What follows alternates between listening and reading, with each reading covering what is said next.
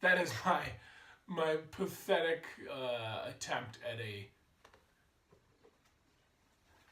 Rebel Yell, which is tonight's review, guys. Thanks so much for joining me. As always, it is yours truly, the Whiskey Coach, with a little bit of a delve into the world of bourbon tonight. Now, if you'll notice, I actually already poured this whiskey. Reason being, little peek inside my world. I have a 3-year-old son that it's almost 10 o'clock here Eastern Standard Time. He is up and was knocking on the basement door here. So I figured I need to go ahead and tend to that. So I was 7 minutes into this review and got to start her over again. So take two, a rare take two for me. Rebel Yell 10-year. A beautiful wheated whiskey that, frankly, I wish I would have reviewed back in 2017. It is now 2018 because I wanted to talk about the extremely good value.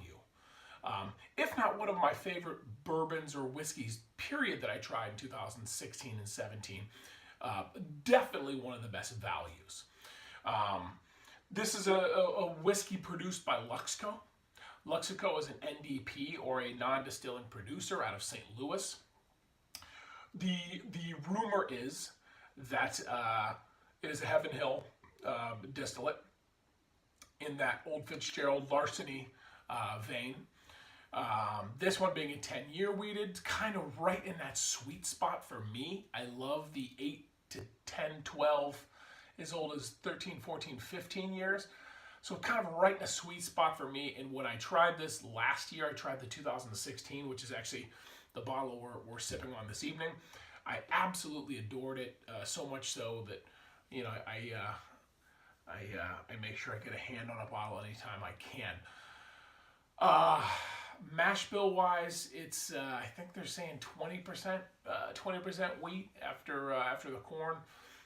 So it is a pretty heavy wheated bourbon, and again, kind of right in my wheelhouse. Price wise, I think 2016 I picked this up for $49.99 in PA, and then this last time I think it was more in the $54.99 or maybe even $59.99 range, which, you know, again, for degenerates like myself, drop in the bucket for an amazing bourbon. For some people, you know, it's you're getting up there a little bit when you're talking price, and especially when you think of Rebel Yell. When you think of Rebel Yell, you think, you know, that $12 bottle, $15 bottle on the bottom shelf. You know, traditionally kind of known for college, or, you know, maybe mixing in a cocktail or something like that. They do a lot of the stuff where, you know, they're doing cinnamon added and you know, just very, very low level bourbons. But this is kind of their entry into the sipping bourbon realm, if you will. Same look, same iconic font in that kind of that 19th century look. Kind of nice little 10-year-old doubloon there. Nice cork top, which is very tight. Nice little 10 there on the back of that neck that I think is a nice little touch. Big thick base that I liked. Good look overall. This guy was aged since May of 2006.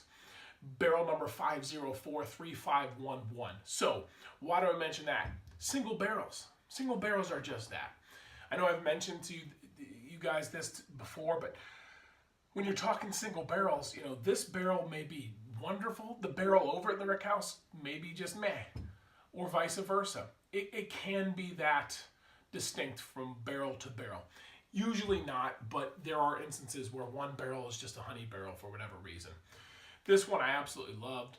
I'm smelling this from the Glencairn as we speak, and I can't resist diving into this. But yeah, Rebel Yell is a brand that was a regional brand for most of its history. You know, traditionally sold in the southern states, the Confederate states. You know, thus the name Rebel Yell. You know, reference to the American Civil War.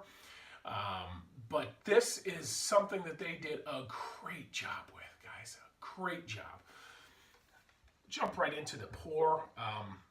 Like I said, I already poured this. It's a beautiful amber orange color. The nose is spectacular.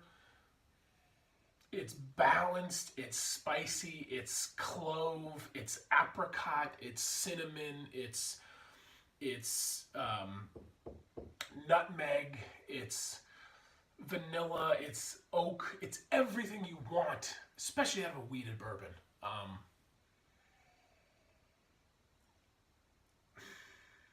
Love the smell.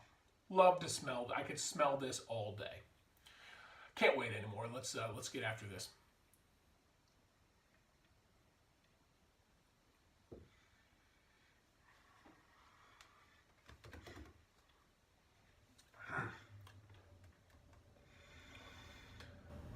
Man, this stuff would make this Yankee go put a red coat on and fight for General Lee.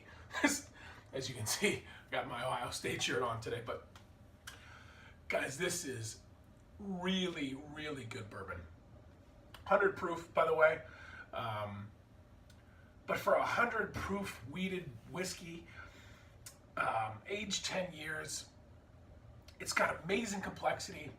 I talked about the nose. It's got all of that. But then you add like a toffee, burnt sugar, almost like a little bit of like a Coca-Cola or like a root beer flavor to it. Citrus fruit.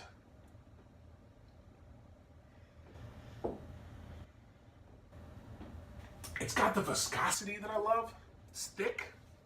It's not something you swallow and it's gone. Amazing afterlife. I don't have a lot of criticism on this one.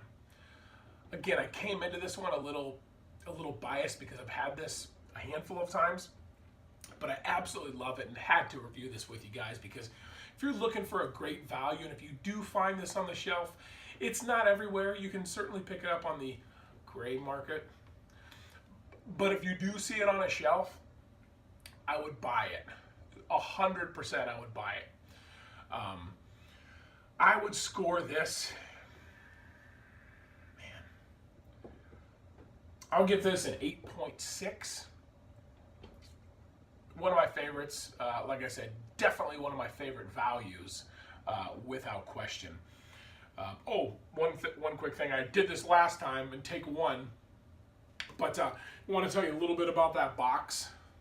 Kind of got the, again, kind of wood grain look. Kind of reminds you of the Jack Daniel's single barrel proof stuff that they're doing. Gives you a nice little story about the brand's history. It talks about the nose, how it's aged, the color, the flavor. All that stuff's cool. But that's it, guys. I'm happy to talk about this one with you. Really one of my favorites. Kind of a little bit of a teacher's pet for yours truly. Thanks so much for joining me, as always. And until next time, guys, glasses up.